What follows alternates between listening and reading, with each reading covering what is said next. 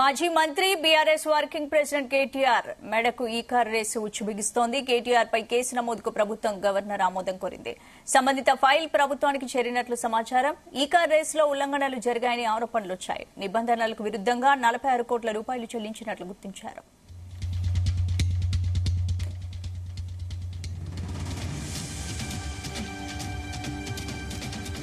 ఇక మాజీ మంత్రి బీఆర్ఎస్ వర్కింగ్ ప్రెసిడెంట్ కేటీఆర్ మెడకి కారు రేసు ఉచ్చు బిగిస్తోంది. కేటీఆర్ పై కేసు నమోదుకు ప్రభుత్వం గవర్నర్ ఆమోదం కోరినట్టు తెలుస్తోంది. ఇందుకు సంబంధించిన పూర్తి అప్డేట్స్ మా బ్యూరో చీఫ్ నరేందర్ అందిస్తారు. నరేందర్, రైట్ స్పందన, ఫార్ములా ఈ రేస్ సంబంధించినటువంటి కార్ల పోటీలకు సంబంధించి గత ఆనాటి ప్రభుత్వం తీసుకుంది. మొదటి రేసు చాలా సక్సెస్ఫుల్ గా జరిగినప్పటికీ రెండో రేసు విషయంలో వచ్చినప్పుడు పెద్ద ఎత్తున వివాదం నెలకొన్నటువంటి పరిస్థితి. దీంట్లో మొత్తం కూడా లావాదేవీలు 55 కోట్ల రూపాయలు విదేశీ సంస్థకు డబ్బులు ఎలా చెల్లిస్తారంటూ కూడా అవినీతి నిరోధక శాఖ తప్పుపట్టినటువంటి పరిస్థితి. అదేవిధంగా ప్రభుత్వం మారిన తర్వాత దీని మీద పూర్తి స్థాయిలో విచారణ కూడా ఆదేశించింది.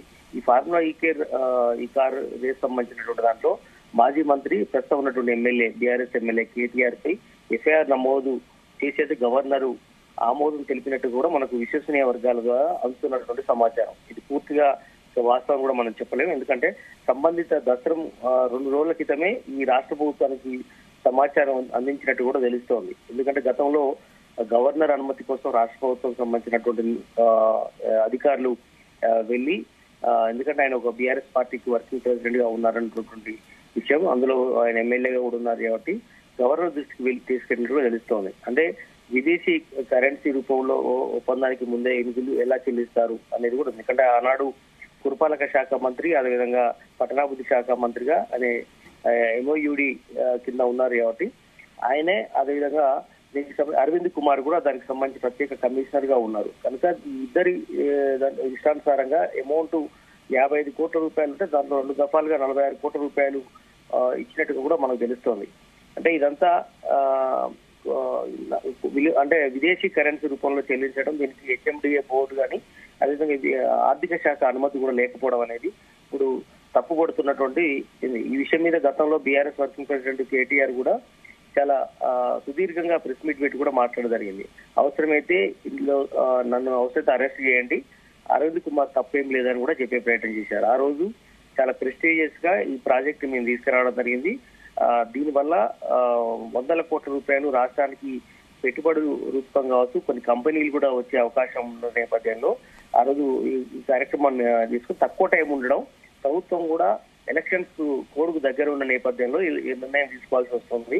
అందులో హెచ్ఎండిఏ కావచ్చు, లేదంటే దీనికి సంబంధించినటువంటి ఏదైతుందో పూర్తిగా అది ఒక అటానమస్ బాడీగా ఉంది కాబట్టి దాన్ని పూర్తిగా ఇట్లాంటి నిర్ణయం తీసుకునేటువంటి అవకాశం ఉంటుంది. అందుకని మేము నిర్ణయం తీసుకున్నాం అన్నటువంటి విషయం కూడా ఆనాడు చెప్పడం జరిగింది కేటీఆర్.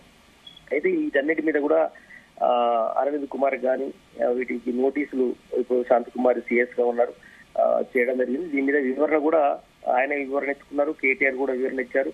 దీని మీద ఇప్పుడు గవర్నర్ దగ్గరికి వెళ్ళినటువంటి పరిస్థితి మనం చూసాం. దీని మీద పూర్తి స్థాయిలో అన్ని ఆలోచనలు కావచ్చు, లీగల్ సంబంధించిన ఎక్స్పర్ట్స్ ఒపీనియన్ తీసుకోవడం కావచ్చు, ఇవన్నీ జరిగిన తర్వాత ఆయనను అరెస్ట్ కు ఓకే అనేటువంటి విషయాన్ని గవర్నర్ అనుమతి ఇచ్చినట్టుగా కూడా తెలుస్తోంది. అంటే అది కూడా విశ్వసనీయ వర్గాల సమాచారం, ఇంకెక్కడికి కూడా ఈ విషయం పొక్కలేదు. చూడాల్సిన అవసరం ఉంది, అది ఎంతవరకు వాస్తవం అనేది కూడా మనకు తెలియాల్సిన అవసరం ఉంది. ఈ ఫార్ములా ఈ రేస్ సంబంధించి ఈ ఏడాది ఆరంభంలోనే ప్రస్తుతం పురపాలక శాఖ కార్యదర్శిగా ఉన్నటువంటి ఆనాటి అరవింద్ కుమార్ కు నోటీసులు ఇచ్చినటువంటి విషయం తెలిసిందే. దీనికి సంబంధించి ఈ మొత్తం తాజాగా చర్చనీయాంశంగా మారుతోంది. ఇది ఏ క్షణమైనా బీఆర్ఎస్ అధినేత, బీఆర్ఎస్ వర్కింగ్ ప్రెసిడెంట్ గా ఉన్నటువంటి కేటీఆర్ కు ఉచ్చు బిగిసే అవకాశం ఉందన్నటువంటి సంకేతాలు ఉన్నాయి. బట్ ఆయన కూడా పలుసార్లు చెప్పారు, నన్ను అరెస్ట్ చేస్తే నేను జైలుకి వెళ్లి 3 నెలలో 4 నెలలో ఉండి బయటకు రాగలను, యోగా చేయగలను, అవసరమైన మళ్ళీ నాకు పాదయాత్ర చేస్తానని కూడా ఆ రోజు చెప్పడం మీరు అది కొద్దిగా సంచలనంగా మారింది 2 రోజుల క్రితం. అందుకనే మనం చూడాలి, గవర్నరు నిజంగానే లీగల్ విషయాలు అన్ని తెలుసుకున్న తర్వాత ఆయన అరెస్ట్ కు ఓకే చేశారా? నరేందర్, ఇప్పుడు ఫార్ములా ఈ కార్ రేస్ వ్యవహారంలో మాజీ మంత్రి ఎమ్మెల్యే కేటీఆర్ పై ఇప్పటికే అంటే ఎఫ్ఐఆర్ నమోదు చేసేందుకు గవర్నర్ ఆమోదం కూడా లభించినట్లు విశ్వసనీయ వర్గాల ద్వారా తెలుస్తోంది. అంటే 2 రోజుల క్రితమే రాష్ట్ర ప్రభుత్వానికి కూడా చేరినట్లు టాక్ కూడా వినిపిస్తోంది. కాబట్టి మరి తదుపరి చర్యలు ఏ విధంగా ఉండబోతుంది?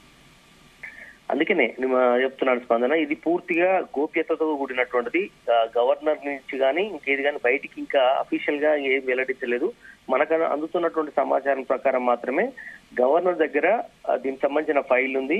ఆయనే ఆమోదం తెలిపినట్టుగా కూడా మనకు సమాచారం అవుతుంది. ఎందుకంటే అవినీతి నిరోధక శాఖ ఇప్పటికి ఏసీబీ ఫిర్యాదు చేయడం, దీనికి సంబంధించిన దానికి పూర్తి స్థాయిలో ఎంక్వైరీ జరగడం, అప్పటి పురపాలక శాఖ మంత్రిగా ఉన్నటువంటి పట్టణాభివృద్ధి శాఖ మంత్రిగా ఉన్నటువంటి కేటీఆర్ గాని, అరవింద్ కుమార్ ప్రత్యేకమైనటువంటి కమిషనర్ ఉన్న నేపథ్యంలో వీళ్ళు ఎలా ఇష్టానుసారంగా నిర్ణయం తీసుకుంటారు, మంత్రి చెప్పినంత మాత్రాన అధికారి ఎలా నిర్ణయం తీసుకుంటాడు, దీనికి ప్రభుత్వం నుంచి రిలీజ్ చేయాల్సిన ప్రభుత్వ అనుమతి లేకుండా ఇష్టానుసారంగా స్వయం ప్రతిపత్తిగా హెచ్ఎండిఏ ఎట్లా ఒప్పందం చేసుకుంటుంది అనేది దీంట్లో ప్రధానంగా.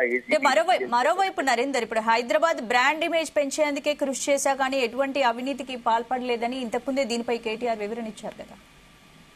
ఎస్, ఎందుకంటే బ్రాండ్ ఇమేజ్ పెంచడం కోసమే మీ నిర్ణయం తీసుకున్నాము, అందులో ఎలాంటి తప్పు లేదు. ఎందుకంటే హెచ్ఎండిఏ కానీ వీడికి కానీ ఒక అటానమస్ బాడీ ఉంటుంది, పూర్తిగా ఆర్థిక స్వేచ్ఛ ఉంటుంది. గతంలో కూడా ఇలాంటి నిర్ణయాలు తీసుకున్నటువంటి చరిత్ర ఉంది. గత ప్రభుత్వాలు కానీ మేము కూడా గతంలో కూడా చిన్న చిన్న ఇట్లాంటివి చేసాం, అడ్జస్ట్మెంట్ చేసుకోవడం. ఇప్పుడు ఉదాహరణ జిహెచ్ఎంసీలో బడ్జెట్ లేకపోతే రాష్ట్ర ప్రభుత్వం నిధులు ఇస్తుంటాం, తర్వాత అడ్జస్ట్ చేసుకుంటాం. హెచ్ఎండిఏ కూడా నిధులు అడ్జస్ట్ చేస్తాం అనేటువంటి జీతాల విషయంలో కానీ అక్కడ పాలన నడవాలంటే కొంత ఎకనామికల్ గా కొంత సర్దుబాట్లు ఉండడం అనేది కామన్ అని కూడా కేటీఆర్ మొన్న రీసెంట్ గా కూడా ఆయన చెప్పే ప్రయత్నం చేశారు. కానీ ఇది నిబంధనలను ఉల్లంఘించి చేయడమే. ఎందుకంటే 1 కోటి రూపాయలు కానీ 1 లక్ష రూపాయలైనా మళ్లించడం అంటే అది ఖచ్చితంగా కూడా అనుమతి తీసుకోవాలి. రాష్ట్ర ప్రభుత్వ ఆర్థిక శాఖ అనుమతి తీసుకోవాల్సిన అవసరం ఉంటుందని కూడా ఇప్పుడు రాష్ట్ర ప్రభుత్వం, ముఖ్యంగా రేవంత్ రెడ్డి సర్కారులో ఉన్నటువంటి ముఖ్యమైన నేతలు కావచ్చు అందరూ కూడా చెప్తున్నటువంటి పరిస్థితి. ఏదైనా కూడా సీఎస్ కూడా ఈ విషయం మీద ఇప్పటికే నోటీసులు అందజేయడం, దానికి సంబంధించిన వివరణ కూడా ఇచ్చిన నేపథ్యంలో ఇప్పుడు గవర్నర్ నిర్ణయం అనేది చాలా కీలకంగా మారింది. గవర్నర్ కనుక ఆ గవర్నర్ బంగ్లా నుంచి, రాజ్భవన్ నుంచి కనుక ఒక స్పష్టమైనటువంటి ఒక నోటు కనుక బయటకు రిలీజ్ అయితే మనకు పూర్తి సమాచారం తెలిసే అవకాశం ఉంది. ఇది కేవలం గోప్యతగా ఉన్నట్టుగా మనకు తెలుస్తోంది, అఫీషియల్ గా తెలియాల్సి ఉంది.